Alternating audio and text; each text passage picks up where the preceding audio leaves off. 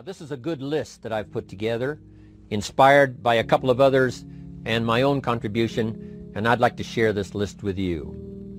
First, learning the power of purpose. A person who has purpose in their life, they have something to go for, some meaning. One writer described it, for some people it becomes a magnificent obsession. And for you and I, maybe it doesn't need to be that dramatic as a magnificent obsession. But it has to be something that does something to us, something that pulls us, especially into the future. You know, there are many influences on us. One is the influence of the past. Some people are always pulled back by the past. Some people are always pulled aside by the distractions. But here's what's powerful.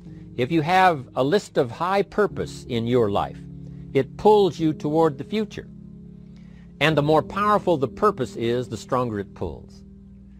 And here's the other great advantage if you have purpose for the future. It pulls you through all kinds of challenges and all kinds of difficulties. If you don't have these strong purposes for the future, it's easy to get swallowed by a bad day. It's easy to be almost annihilated by a poor month. And it's easy sometimes to almost disappear beneath the waves of a year that goes backwards if you don't have something to pull you beyond that year. So if you want something to pull you through all kinds of challenges, all kinds of difficulties and things that come at you, you got to have something on out there, beyond today, beyond next week, beyond next month, beyond this year, that pulls you into the future. And the clearer it is, the stronger it pulls. The more dynamic it is, the more it affects your life, your spirit, your heart, your soul. It also creates imagination. It gets your mind working on how to achieve that purpose. And if your mind will work, and if your heart works, and if your spirit works, and if you have good input, like good ideas, I'm telling you, there isn't anything you can't accomplish. So that's one of the great powers that'll make a variable of you, and that is purpose. Here's the next one, self-confidence. Where does self-confidence come from? And this is the best advice I can give you on that. Not neglecting, first of all, the small daily disciplines. Self-confidence really comes from feeling good about yourself. And one of the best ways to feel good about yourself is at the end of the day to know that you poured it on. You did your best. If you conducted a meeting, you did the best you could. If you made a phone call, it was the best phone call you could possibly make. If you wrote a letter, it wasn't a casual letter, it was your best letter. At the end of those kind of days, when you feel good about yourself, self-confidence starts to rise. You know that if you can have this kind of a good day, you can have another one the next day, and those days become the weeks become the months, and the month becomes a powerful year. Self-confidence comes from the lack of neglect. If you will not neglect to do the small daily disciplines, that's where self-confidence comes from. Part of good health is self-confidence. I know I'm going to be healthy. I take the Herbalife products. I eat the apple a day. I walk around the block. I do the jogging on the beach. At the end of the day, when you've really poured it on and you've done all the stuff, self-confidence grows. That self-confidence affects your health, it affects your future, it affects your psyche. So this is true. One of the great powers is self-confidence. Self-confidence means willingness to do whatever it takes to achieve. Some people say, well, I'll do it for a little while and see what happens. You know, I'll try a couple of things. If that doesn't work, I'm out of here.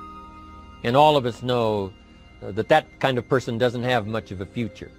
But if you're willing to do whatever it takes, if I have to learn a couple of things, I will learn those things. If I got to learn 5 or 6 things, I'll learn all 6. If I have to take an extra class, I'll take an extra class. If I've got to read the books, I'll read the books. If I have to consult with people who know more than I know, I will do the necessary consulting. Whatever it takes, I will do. That starts to develop unbelievable self-confidence.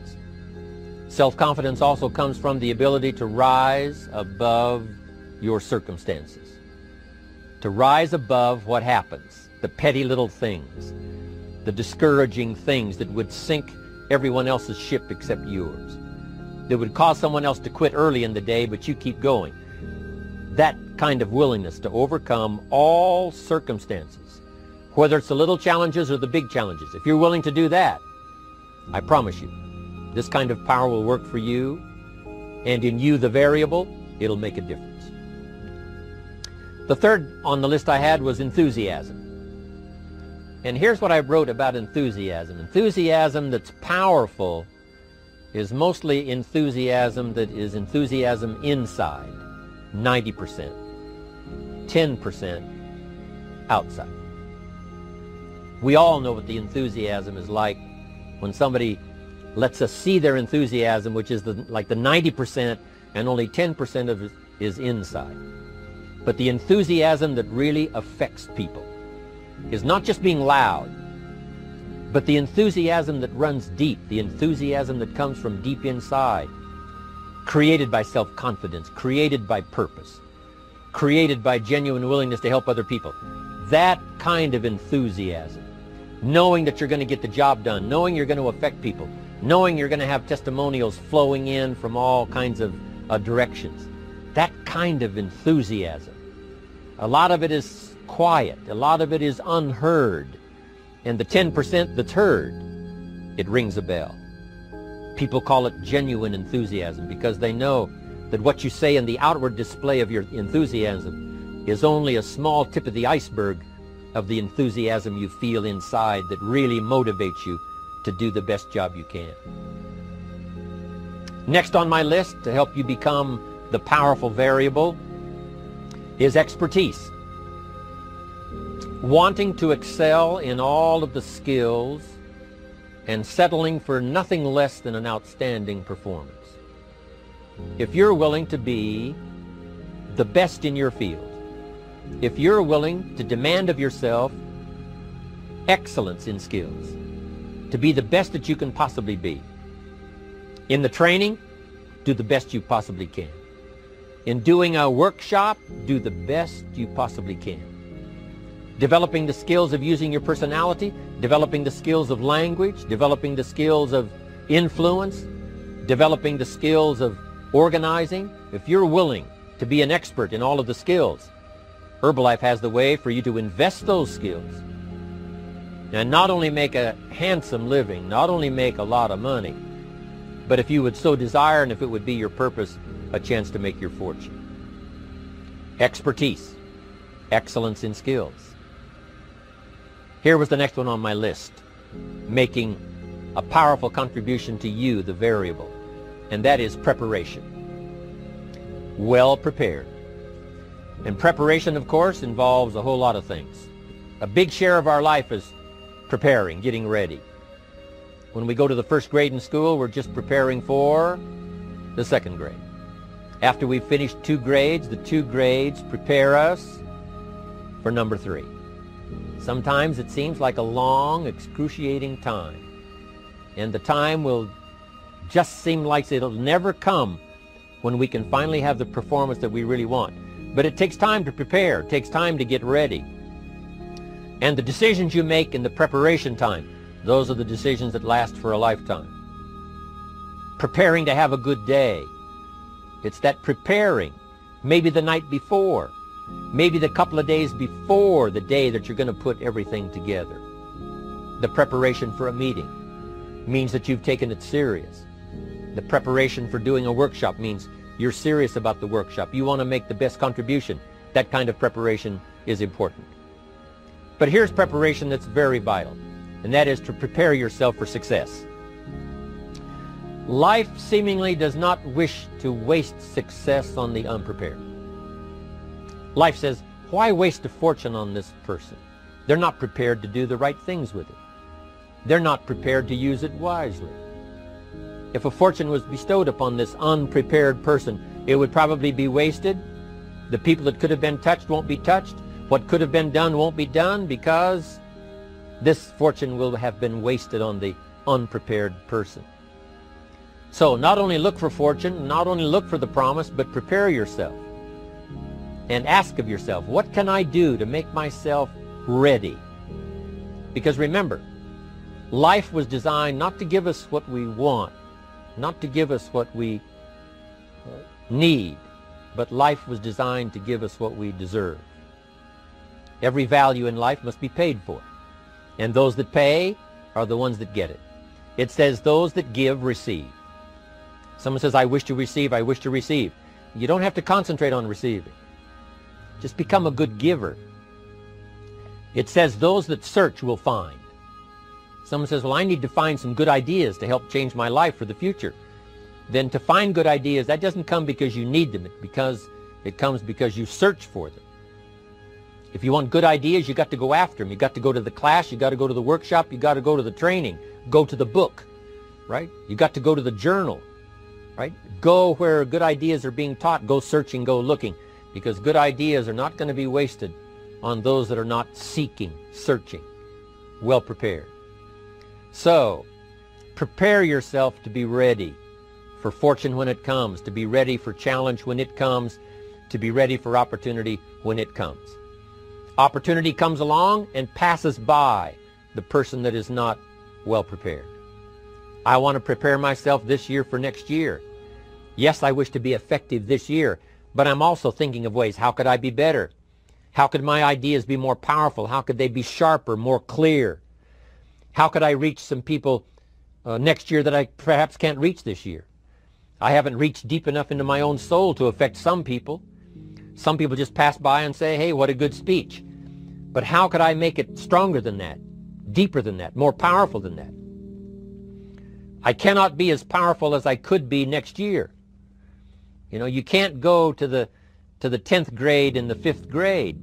You just got to go through the grades. But the more you are prepared, when the 10th grade finally comes, now you can cash in and get 2 times, 3 times, 5 times more value from it by being prepared. I want to do my best this year for Herbalife, but I also want to get ready for next year, 1999. And then when the year 2000 comes at the turn of the century, I want to be well equipped by language, by instinct, by temperament, by personality, by influence, to really be valuable the year 2000, 2001, 2, 3, 4, 5. That's my goal. I'm sure it's your goal. Now here's the next one. There's great power in self-reliance. Self-reliance means you simply look mostly to yourself. It would be nice if someone just gave you this, gave you this, gave you this. It would be nice if everyone did their job exactly as they're supposed to do it. But here's what you've got to do. Primarily rely on yourself. Primarily say, I'm the person responsible. And I will learn the necessary skills so that I can help people learn their skills. If I need lots of people to do certain things to build my organization, that is what I must have. But I've got to be the final backstop. I've got to be the final one that people can rely on. So that if this is missed and this is missed, I can catch up. I can fill the gap. I can do the job. We have to do it when we conduct meetings. We have to do it when we conduct training. We have to do it when we're in a class of just a few. What someone might have missed, we're there to fill in. Self-reliance. Primarily, we're learning to count on yourself. So that you can do this, never complain and never explain. Here's the next key power, and that's image.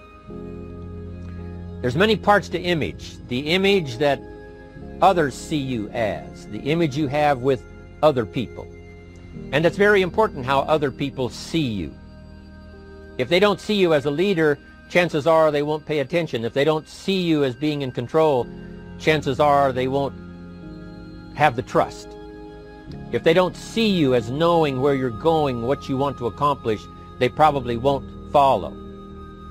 But if people can see you, if you have the image of someone that's in charge, in control of your life, your future, your destiny, in control of the situation, if they see that, that kind of image is powerful. It helps to win the day. It attracts other people. People want to be around people that are in control, that are powerful, but they know how to use their power. Influential, but they know how to use their influence. That kind of image is important. But here's a very important image, and that is your image of your self. The way you dress, the way you talk, the way you think, your capacity for learning, all of that is an important image that you have of yourself. The image that you have that if it needs to be learned, you could learn it. If there's a book that needs to be mastered, you could master it. If there's a skill that needs to be learned, why couldn't you get busy now and learn that skill? That kind of self-image, that I am continually trying my best to be the best I can. Because one of the most important places you have to look is into the future, yes. You got to look into the past, yes. You've got to look around, yes. But one of the most important places you have to look is in the mirror. You know, how I appear to other people, that's important. But how I appear to myself is the ultimate importance. That kind of image, to where you'll develop the self-confidence, you'll develop the self-reliance. Now here's another one in my rather short list. The next word is character. Becoming a person of high values, a person of principles, a person of honesty, a person that earns respect. That kind of character. It took character when Mark started to put the marketing system together. How can we have a system that will build in the integrity, that people will know that if this happens, then this will happen. And if this goes wrong, here's the way to fix it. Unless you have the principles and the character and the integrity to put together a viable plan for a wide variety of people, then the system is not going to last very long. And I've been around long enough, and I'm sure you have been around long enough to see a lot of systems that got started, but they failed. And the reason is because they were not constructed with integrity. They were not constructed with character. They were not constructed with doing the right thing. They might have been constructed to take advantage. You know, cash it out as quickly as possible and leave. Mark was involved when others took advantage of him all those years ago before Herbalife. When someone took advantage and didn't have the character, didn't have the principles, and didn't have the character to stay, the character to see it through, the character to do the right thing. So this is important, to develop the character within yourself, that people see you as honest, as fair, willing to do the right thing, willing to be helpful, but always willing to walk the center line, not to pass the line. When we come to an opportunity like Herbalife, especially multi-level network marketing, it is so dynamic, it is so powerful, and it is so possible in fortune making that sometimes people want to speed up the process by cutting the corners, by neglecting to do the right things, you know, to cheat a little here, you know, cross the line just a little bit, because then, you know, it'll grow faster and you can cash in quicker. Not necessary here. Doing Herbalife right will build your fortune longer and stronger than trying to cut the corners and not doing it right. If we'll have the integrity that Mark had when he started it, and keep perpetuating that we will do the right thing by the marketing system, the right thing by a distributor who has a customer and they take care of that customer belongs to that distributor. That kind of integrity in the marketing system, the kind of integrity we have among each other, the kind of character we have to rely on each other, because here's what we cannot do. We cannot do this by ourselves. Mark's got to count on me. I've got to count on Mark. We've got to count on the president's team. The president's team has to count on the chairman's club for advice and counsel. We have to count on the millionaire team, the tabulator team, the world team. We've got to count on the distributor. We've got to count on the distributor giving the right message to the potential customer. We've got to count on the distributor giving wise counsel to the new recruit, teaching them the right way, the Herbalife way, the principled way, the character way. Vitally important. Building and developing your own character. Now here's another one. It's called self-discipline. Self-discipline, all of us have a challenge with that. Because sometimes it's easy, and especially if you're working hard, doing the best you can, it's easy sometimes to let up and let it go. But remember, So many people, especially now that we're as big as we are around the world, are counting on what we do. At home office, they have to be careful. They have to be disciplined. It's easy for the person who ships the product from Herbalife says, oh, well, I'll wait until tomorrow to ship it. And then they go home and sleep like a baby. But the distributor who's waiting for that product doesn't sleep that night, or doesn't sleep when the product doesn't show on time. But if everybody will have the discipline to say, I will do the best job I can. I will make mistakes, of course, because we're all human, but I'll try to remedy those mistakes and do the best job I can. That kind of self-discipline that understands how important your part is in all of the functions that work. Coming to work on the set here, HBN, there's so many people that play a part. And each one of the parts that are played is necessary to put on the broadcast, make it viable, make it real, make it powerful. Any couple of them missing, and it would be a disaster. But all of it put together, and it works like a charm. Each person developing the self-discipline to do their part, do their job. Here's one more, and that is the power of extraordinary performance and demanding of yourself excellent results. This is so important. If you want to live extraordinary, you must do extraordinary. If you want an extraordinary income, you must do extraordinary things. If you want an extraordinary fortune, you must go with the demands of what it takes to have that fortune. Mark has made such a fortune, it's almost beyond comprehension what the numbers really are. But guess what he has the satisfaction of knowing? He earned it all. If he'd have been lax in the performance, Herbalife would not be here these 18 years later. Herbalife would have been a footnote in multi-level history.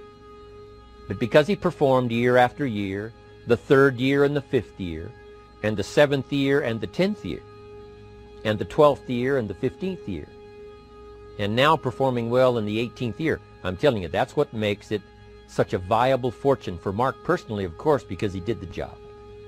If we would ask of ourselves that kind of performance, and you've got to ask it of yourself. You know, I can't ask it of you. I would try to inspire you. I would try my best to share with you what it might taste like, what it's like to finally make your fortune. It happened for me.